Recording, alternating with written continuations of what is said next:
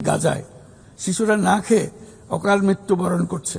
পূর্ব জেরুজালেমকে রাজধানী করে একটি স্বাধীন ফিলিস্তিন রাষ্ট্র গঠনের মাধ্যমে এই সমস্যার দ্বিরাষ্ট্রীয় ভিত্তিক সমাধান এখনই বাস্তবায়ন করতে হবে।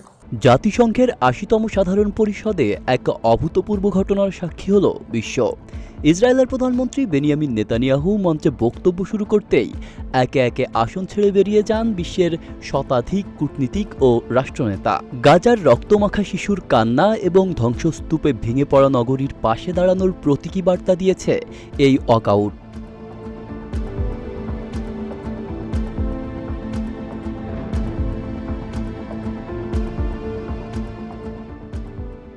বাংলাদেশও ছিল এই প্রতিবাদের অংশ। অন্তর্বর্তীকালীন সরকারের প্রধান উপদেষ্টা ডক্টর মোহাম্মদ ইউনূসের নেতৃত্বে বাংলাদেশের প্রতিনিধিরাও সভাকক্ষে অনুপস্থিত থেকে ফিলিস্তিনের পক্ষে দৃঢ় অবস্থান জানান। পরে জাতিসংঘের মঞ্চের বক্তৃতায় ডক্টর ইউনূস স্পষ্ট ভাষায় বলেন, আমাদের চোখের সামনে নির্বিচারে হত্যা চলছে, আর আমরা নীরব থাকলে ইতিহাস ক্ষমা করবে না।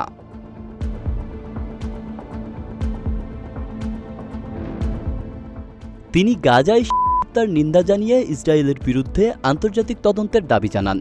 একই সঙ্গে পূর্ব জেরুজালেমকে রাজধানী করে ১৯৬৭ সালের সীমারেখার ভিত্তিতে অবিলম্বে একটি স্বাধীন ফিলিস্তিন রাষ্ট্র প্রতিষ্ঠার আহ্বান জানান। বাংলাদেশের জন্ম ইতিহাসের কথা টেনে তিনি বলেন, রক্তক্ষয়ী সংগ্রামের মধ্য দিয়ে স্বাধীনতা অর্জন করা দেশ হিসেবে ফিলিস্তিনের অধিকার অস্বীকারের বিরুদ্ধে বাংলাদেশ সবসময় সোচ্চার থাকবে।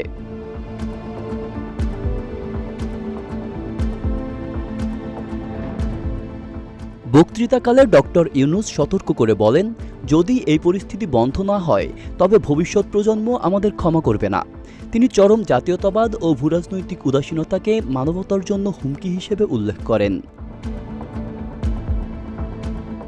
এর আগে আন্তর্জাতিক অপরাধ আদালত গাজায় বোমাবর্ষণ ও মানবতাবিরোধী অপরাধের অভিযোগে নেতানিয়াহুর বিরুদ্ধে গ্রেফতারি পরোয়ানা জারি করেছে।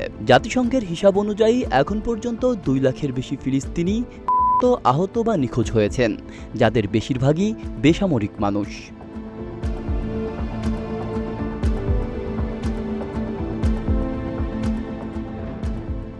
আব্দুল্লাহ রফসান জনি, ঢাকা প্রকাশ।